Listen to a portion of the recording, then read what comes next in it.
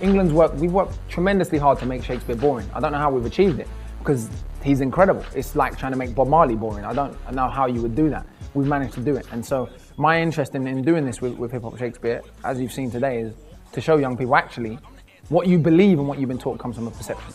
But it's not about right or wrong. What we're looking at is why our perceptions of what a rapper should say and what Shakespeare should say are what they are. I was not born under a rhyming planet. Oh, one more time, I'll show my hands. Hip hop. No, it's Shakespeare. Come on. I know there'll be those that say, oh, that's preposterous. How can you compare hip hop and Shakespeare? But then when they come into a workshop and they can't tell the difference between what's hip hop and what's Shakespeare themselves, they're like, oh. Okay, so maybe it's not as dissimilar as I thought, and maybe poetry is just poetry.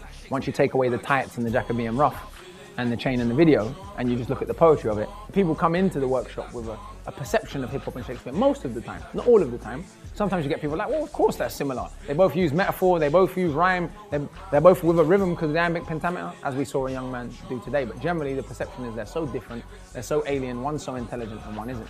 And they leave, I find, especially younger people, with a sense of entitlement in seeing that hip-hop, this thing that they all love, is similar and the same as Shakespeare in many instances. Like, oh, so I must have a sense of entitlement to Shakespeare, therefore, because I obviously have a sense of entitlement to hip-hop. And if Shakespeare is similar to hip-hop, or it's the same as hip-hop, having it, and you just see this kind of confidence grow in them that if I can attain Shakespeare, I can attain anything. And that's really, it's all a big head fake. Where we're really headed with it is about building self-esteem. It's not really just about, or it's not really about creating theatre actors and creating rappers. It's about showing young people that anything is attainable to them. Because nothing is seen as more difficult and more complex, other than maybe quantum physics, than Shakespeare. And so once they digest it and they realize actually how easy it is for them, because of Shakespeare's passion, it's easy for young people.